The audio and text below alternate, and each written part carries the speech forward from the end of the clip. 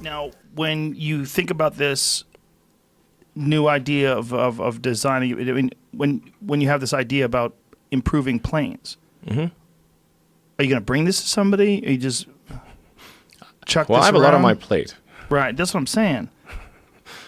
I don't know how you do what you do now, but if you keep coming up with these, but it's got to be hard to pawn these off on someone else either. Hey, go do a good job with this vertical takeoff and landing system that I want to implement to regular planes. The electric airplane isn't necessary right now. Electric cars are important. We need Solar energy is important. Stationary storage of energy is important. These things are much more important than creating electric supersonic VTOL. Also, the planes naturally, you really want that gravitational energy density for an aircraft, and this is improving over time. So, it's important that we accelerate the transition to sustainable energy. That's why electric cars, it matters whether electric cars happen sooner or later. We're really playing a crazy game here with the atmosphere and the oceans. We're taking vast amounts of carbon from deep underground and putting this in the atmosphere. This is crazy. We should not do this. It's very dangerous. So we should accelerate the transition to sustainable energy. The bizarre thing is that obviously we're going to run out of oil in the long term. There's only so much oil we can mine and burn. It's tautological. We must have a sustainable energy transport and energy infrastructure in the long term. So we know that's the end point. We know that. So why run this crazy experiment where we take trillions of tons of carbon from underground and put it in the atmosphere and oceans? This is an insane experiment. It's the dumbest experiment in human history. Why are we doing this? It's crazy. Do you think this is a product of momentum, that we started off doing this when it was just a few engines, a few 100 million gallons of fuel over the whole world, not that big of a deal, and then slowly but surely over a century it got out of control? And now it's not just our fuel, but it's also fossil fuels are involved in so many different electronics, so many different items that people buy. It's just this constant desire for fossil fuels, constant need for oil, without consideration of the sustainability. The thing is, like oil, coal, gas, it's the easy money. Right. It's the easy money. So, have you heard about clean coal? The president's been tweeting about it. It's got to be real. Clean coal, all caps. Did you see? He used all caps. Clean coal. Well, it's very difficult to put that CO2 back in the ground. It doesn't like being in solid form. Have you thought about something like that? Like some sort of a filter? Giant building-sized filter sucks carbon out of the atmosphere? Is that possible? No, it doesn't. It's not possible. No? Nope, definitely so not. We're fucked. No, we're not fucked.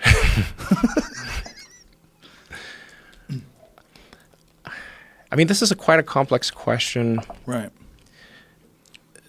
We're really just, the more carbon we take out of the ground and add to the atmosphere, and a lot of it gets permeated into the oceans, the more dangerous it is. I don't think right now, I think we're okay right now. We can probably even add some more, but the momentum towards sustainable energy is too slow. There's a vast base of industry, vast transportation system. There's 2.5 billion cars and trucks in the world. So and the new car and truck production, if it was 100% electric, that's only about 100 million per year. So it would take, if you could snap your fingers and instantly turn all cars and trucks electric, it would still take 25 years to change the transport base to electric. Makes sense, because how long does a car truck last before it goes into the junkyard and gets crushed? About 20 to 25 years. Is there a way to accelerate that process, like some sort of subsidies or some encouragement from the government financially? Well, the thing that is going on right now is that there's an inherent subsidy in any oil-burning device. Any power plant or car is fundamentally consuming the carbon capacity of the oceans and atmosphere, or just say atmosphere for short. So like you can say, like, okay, there's a certain probability of something bad happening past a certain carbon concentration in the atmosphere. And so there's some uncertain number where if we put too much carbon in the atmosphere, things overheat, oceans warm up, ice caps melt, ocean real estate becomes a lot less valuable, things are underwater. But it's not clear what that number is. But it's definitely, scientists would all, it's really quite, the scientific consensus is overwhelming. Overwhelming. I mean, I don't know any serious scientists, actually zero, literally zero, who don't think that, that we have quite a serious climate risk that we're facing. And so there's fundamentally a subsidy occurring with every fossil fuel burning thing, power plants, aircraft, car, frankly, even rockets. I mean, rockets use up, they burn fuel. But there's just, with rockets, there's just no other way to get to orbit, unfortunately. So it's the only way. But with cars, there's definitely a better way with electric cars. And to generate the energy, do so with photovoltaics, because we've got a giant thermonuclear reactor in the sky called the sun. It's great. It sort of shows up every day. Very reliable. So if you can generate energy from solar panels, store it with batteries, you can have energy 24 hours a day.